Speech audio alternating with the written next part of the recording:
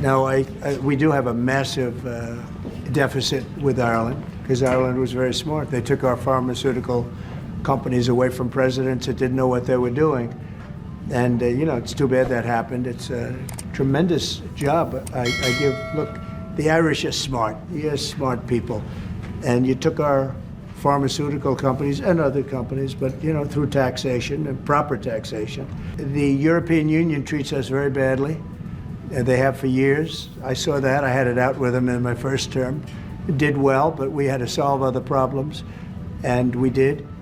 But European Union's been very tough, and it's our turn too. We get a turn at that also, but they have not been fair. They sue our companies and win massive amounts of money. They sued Apple, won $17 billion. And as you know, we're going to be doing reciprocal tariffs. So whatever they charge us, we're charging them. Nobody can complain about that. Whatever it is, it doesn't even matter what it is. If they charge us 25 or 20% or 10% or 2% or 200%, then that's what we're charging them. The tariffs that we're talking about, and again, reciprocal. I think that the tariffs, there are some cases where they're a little beyond reciprocal because, we've been abused for a long time as a country. We have been abused really for a long time, and we will be abused no longer. The EU was set up in order to take advantage of the United States. Including Ireland? Is Ireland taking advantage of the US? Of course they are. I can't, I have great respect for Ireland and what they did, and they should have done just what they did. But the United States shouldn't have let it happen. We had stupid leaders. We had leaders that didn't have a clue. Or let's say they weren't business people, but they didn't have a clue what was happening. And all of a sudden, Ireland has, our pharmaceutical companies and other, this beautiful island of 5 million people has got the entire U.S. pharmaceutical industry in its grasp. And, you mentioned housing and you mentioned other things. I mean, I have property in Ireland, as you know, and I love it. It does great. But I'd like to see the United States not have been so stupid for so many years, not just with Ireland, with everybody.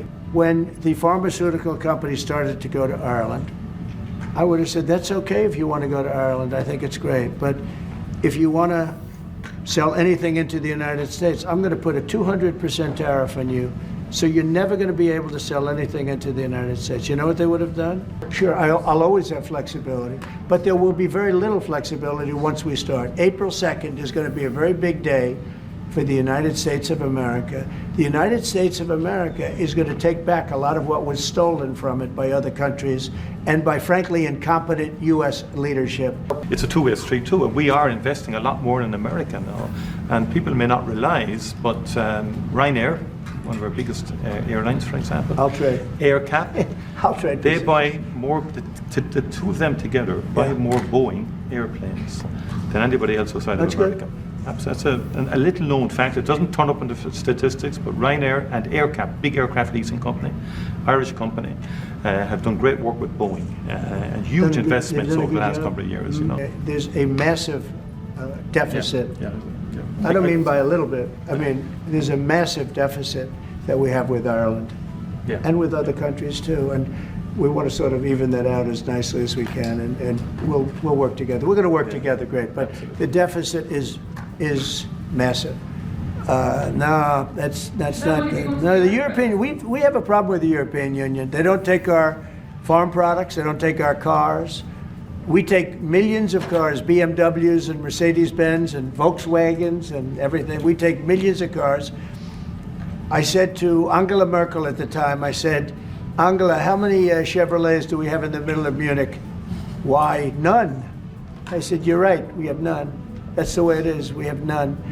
No, I'm not happy with the European Union, I want to tell you. And, will you put tariffs on we're going to win that. We're going to win that financial battle. It's a financial battle. But I hope to be able to get there. Mr. President, does America have a future in NATO?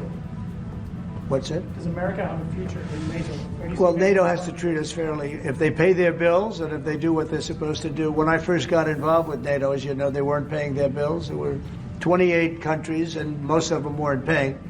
and I got them to pay, and they paid billions and billions of dollars. I made a certain statement that I'm not going to be involved with NATO unless you're going to pay your bills. And I was asked a question: if we don't pay, are you going to help us? I said, no. If you don't pay, you're saying you're delinquent. A term, a real estate term. You're delinquent. You're not paying your rent. You're not paying your bills. If you're not paying your bills, I'm not going to help. And everybody we took in, your Secretary General will tell you, he was very generous to me. He said, I've never seen anything like it. Money came in by the billions and billions and billions of dollars, and NATO became much stronger. Now, NATO's expended a lot of that money in fighting this horrible war. It's too bad they had to do that. But they had the money from me. I was the one that got people to pay. The countries, most of the countries were not paying, or they were paying a very small amount. So we'll see. But NATO can be a force for the good, absolutely. Would you like to see Ireland join NATO, Mr. President? That's up to Ireland. Well, do you think Ireland and the EU are too close? Do you think that perhaps, like you said, We are very close. No, Ireland and the EU. Do you think there's too close a relationship there? Do you think there needs to be a separation, like you said, if you can't get planning permission when you can get it in Ireland, but you can't get it in the EU? Do you think? Well, look, I can just tell you about my personal experience. That Ireland treated me very well, and the EU was terrible, and they stopped really a magnificent addition. It wasn't a big deal from the standpoint of the world. It wasn't like the things we're talking about now, but it would have been a very beautiful addition. And they stopped it, which is bad for Ireland. And I don't know why. I don't know why it would take 5 to 7 years to get something approved, but that's what it was. Any questions, please? Mr. President, on tariffs, how far Yeah, please. President Trump, how worried are you about the counter tariffs from the EU which were announced yesterday? And also, how worried should Ireland be, given the fact that it has a massive trade surplus with the US, over $50 billion? Neil Martin might be quite nervous about what you're going to tell him to get. Well, I don't think he looks nervous to me. And if he was nervous, he wouldn't show it. No, we do have a massive deficit with Ireland, because Ireland was very smart. They took our pharmaceutical companies away from presidents that didn't know what they were doing. And, it's too bad that happened. It's a tremendous job. Look, the Irish are smart. You're smart people. And you took our pharmaceutical companies and other companies, but through taxation and proper taxation, they made it very, very good for companies to move over there. And we had presidents and people that were involved in this that had no idea what they were doing, and they lost big segments of our economy. The European Union treats us very badly. They have for years. I saw that. I had it out with them in my first term. Did well, but we had to solve other problems. And we did, but European Union's been very tough, and it's our turn too.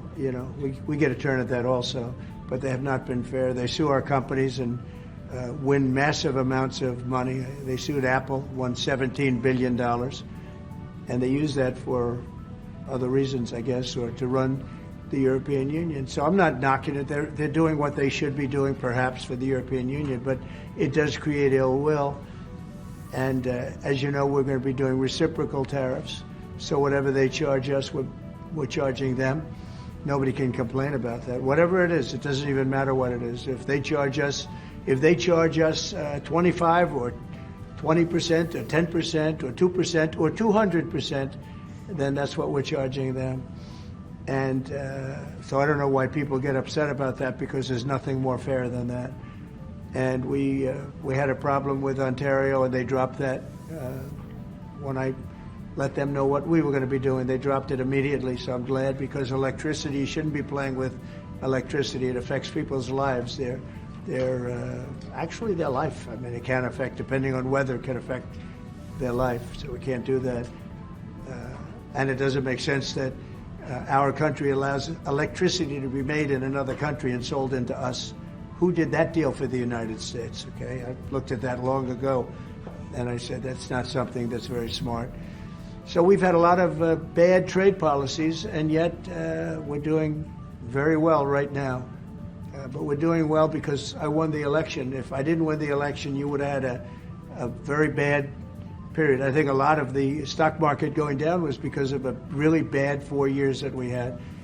When you look at inflation and all of the other problems wars and inflation and so many other problems. But we're going to have very good years. I don't know if you saw a little thing like the cost of eggs, little to you, but big to people out there. down almost 30% in the last few days. We got it down. We did a lot of things. We have a great Secretary of Agriculture, and we did a lot of things that got the cost of eggs down very substantially, and so many other things. A very big thing that I'm very happy with is oil is down to $65 a barrel, and that's faster than I would have anticipated. We put on the gas. We stepped in the gas in order to get oil, and what's happening. So we're getting that down, and when energy comes down, prices are going to be coming down with it. So in a very short period of time, we've done a very good job. And I think that the tariffs that we're talking about, and again, reciprocal, I think that the tariffs, there are some cases where they're a little beyond reciprocal because, we've been abused for a long time as a country. We have been abused really for a long time, and we will be abused no longer. Okay.